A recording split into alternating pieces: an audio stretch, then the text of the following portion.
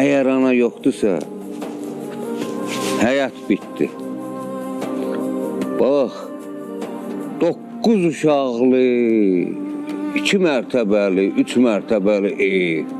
Ata, ana, her şey var. Ana ölenden sonra hamısı məhv olur, tökülür, dağılır, məhv olur, gedir. Ana, neymiş? Darxırsız anavız üçün indi. Ana sensiz Darıxıram nədir? Ürəyim partlayır. Bir dəqiqə istəyirəm ki, girməyim qəbrin içində uzanım yatım. Deyərəm ki, ana, dürür, nə olar? Biraz da yerməyə ver, mən də yatım orada. Mən də dözə bilmirəm.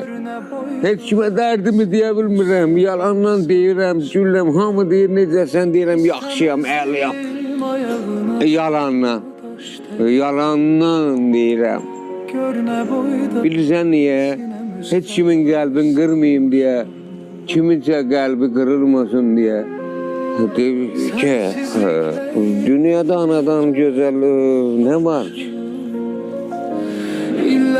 Ana ikinci Allah demək.